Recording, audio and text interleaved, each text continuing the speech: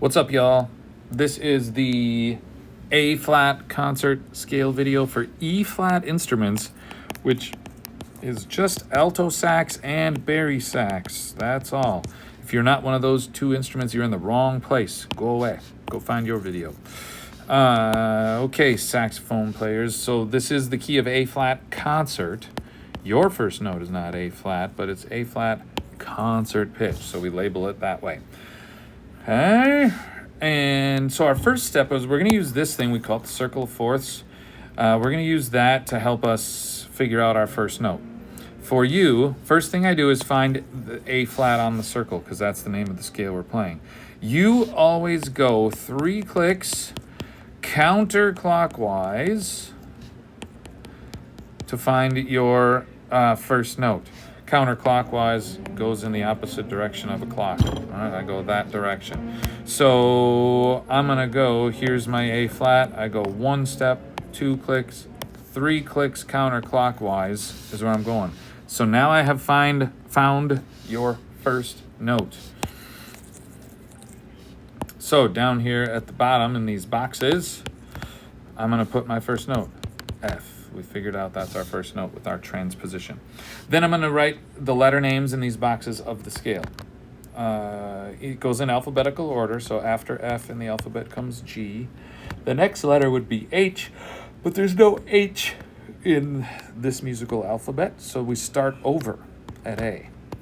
Then we keep going in alphabetical order, and we will end up on the letter that we started with.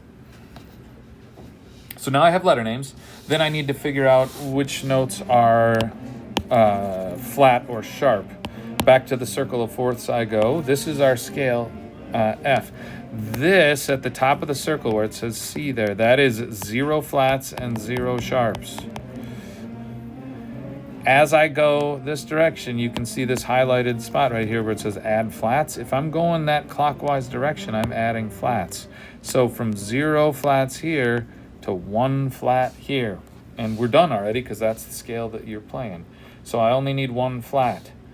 Yellow highlight down at the bottom of the page shows us the order of the flats. They are always in this order. If I have 1 flat, it's going to be B. If I have 4 flats, the first flat is still going to be B. And then I go E, A, D. All right, so for this one, it is just 1 flat, so it's B. So I go down here again to my boxes and put a flat next to the B. Well, I just drew that chaotically. Really, I just want to go bang, bang. So I've got a flat. And I'm done. I've written the letter names and I figured out which note is flatted and I labeled it. So now the first page is done. It should go F to F with 1 flat. Second page. First, it asks me to draw a clef, your all treble clef. So I start with the big vertical line, little loop like that, and then I continue through with a big loop. That big loop covers these bottom 2 spaces, if you've done it correctly. And then we put a little tail at the bottom. You're not being graded on the quality of your treble clef. Then it wants me, the yawn wants me to go key signature. Your key signature just has that 1 flat in it. It's a B flat, like that. Notice it covers this 3rd line. And then your starting pitch for this scale.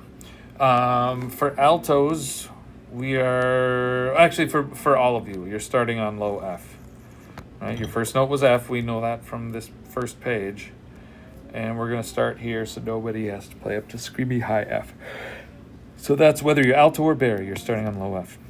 Cool. Third and final page, insert a fingering chart and highlight some things.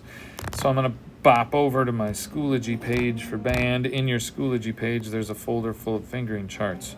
I grab that. I find my saxophone fingering chart.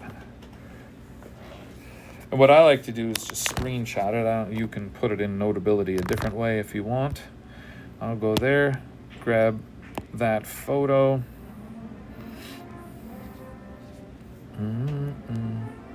Was here. I'll add that. Stretch it out so it's a size I can actually read.